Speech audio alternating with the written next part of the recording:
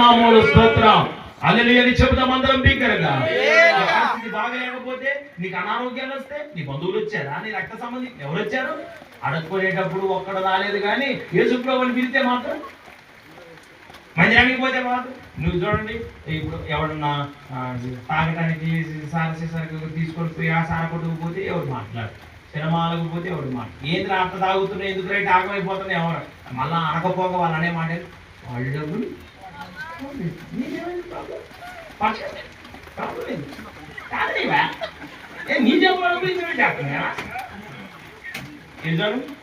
ఇప్పుడు ఇదే మనిషి బైబిల్ పట్టుకొని పోతుంటే వాడి ఇష్టం, దేవుడు వాడి పని అట్లా ఏంది వేసుకుంటే దిగారడుగా ఏంది కావాలనుకున్నా దిగటానికి.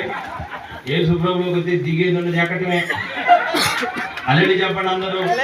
నేను అది ఒక రోజులు అనుకున్నా ఏ శుభ్రంలోకి దిగుతుండ్రు అందరూ అనుకున్నా. దిగటం కాదు, వచ్చినోడు దిగుతుండ్రు పైకి. స్తోత్రం హల్లెలూయా. యేసయ్య అంటే ఇది మతము కాదు, ఇది మార్గం. సమస్యల నుంచి విడిపించే మార్గం, చీకటి నుంచి ఆశ్చర్యకరమైన వెలుగులోనికి నడిపించే మార్గం. నేనే మార్గం, నేనే సత్యం, నేనే జీవం. వాగ్దానం చేసిన దేవుడు, నమ్మదగిన దేవుడు, జీవము కలిగిన దేవుడు ఈ రాత్రి మేము ప్రకటిస్తున్నాం. స్తోత్రం కలుగును గాక. హల్లెలూయా. ఈ రాత్రి ప్రియమైన దేవుని పిల్లలారా,